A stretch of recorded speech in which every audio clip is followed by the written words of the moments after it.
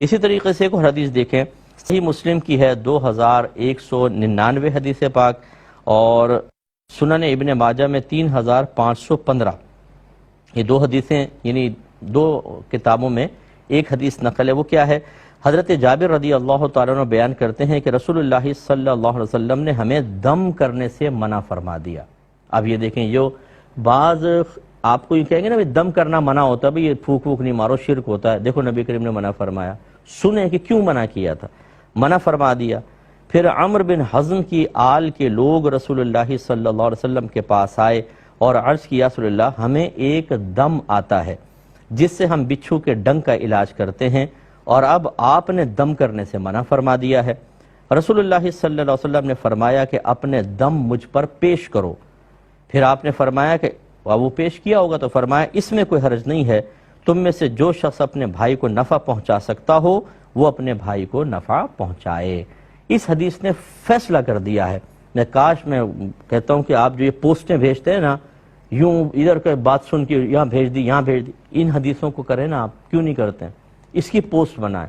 ان کو بھیجیں، عام کریں لوگوں کو۔ نبی کریم صلی اللہ علیہ وسلم نے جس دم سے منع فرمایا وہ دم تھے جو کلمات کفر و شرک پر مبتلا تھے، ان کو منع کر دیا۔ اس لیے سرکار نے فرمایا اپنے دم میرے سامنے پیش کرو، جو منتر پڑھتے ہو یا جو بھی کلمات پڑھتے ہو پیش کرو، صحیح ہوں گے تو ٹھیک ہے کرو،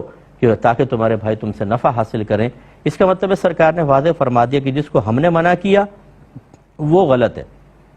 یہ غلط کلمات کو ہم نے منع کیا ہے، اور جس کی ہم اجازت دے رہے ہیں وہ ہیں جو صحیح کلمات پر مشتمل دم ہیں۔ اور یہ یاد رکھیں، میں ضمن عرض کر دیتا ہوں، یہ پہلے کلام کر چکا ہوں، یہی معاملہ تعویذ کا ہوتا ہے۔ جو رحمت کونین صلی اللہ علیہ وسلم نے تعویذ لٹکانے سے منع کیا، تعویذ کے استعمال سے منع کیا، یہ حدیثیں اس کی بھی ایک بالکل تفسیر ہیں، اس کی وضاحت کرنے والی ہیں۔ جو کفار کے زمانے کے تعویذات تھے وہ کلمات کفر و شرک پر مشتمل تھے، انہیں سرکار نے منع فرمایا ان کو نہ لٹکاؤ،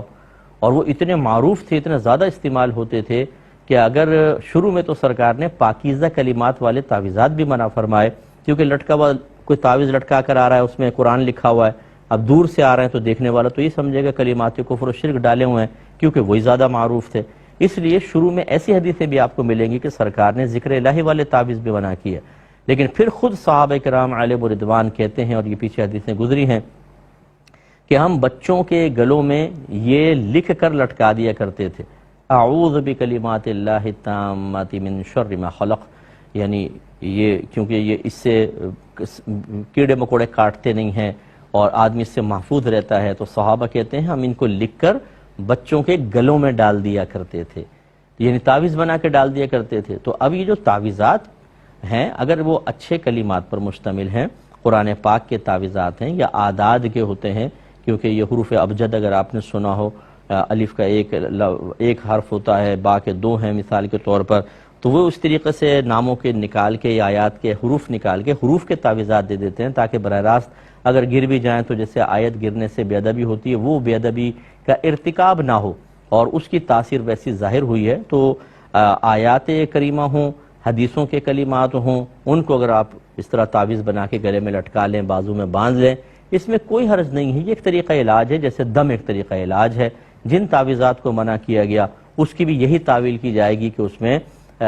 ناجائز کلمات ہوں یا مبہم قسم کے الفاظ کے، جیسے آپ بعض تعویذات دیکھیں نا، یہ عاملین لکھ دیتے ہیں، یوں ٹیڑے میڑے لفظ ہوں گے، اکلوسو پکلاسا پتہ نہیں کیا کیا، وہ اس کو پڑھ کے آپ کو لینگویج سمجھ میں نہیں آئے گی۔ یہ تعویذات میں عاملین کو بھی گزارش کرتا ہوں کہ یہ نہ کریں آپ، ورنہ آپ اس کا پہلے مطلب بتائیں، اپنے آپ سے مطلب پوچھیں کہ کیا مطلب ہے اس کا۔ اگر آپ کے ہمارے استاد نے دیا، استاد کوئی آپ کا امام اعظم ابو حنیفہ نہیں تھا، وقت آ کے اس نے جو دے دیا آپ اس کو استعمال کر لیں، اس کے معنی عجیب و غریب بھی نکل سکتے ہیں۔ اللہ تعالیٰ عمل کی توفیق عطا فرمائے۔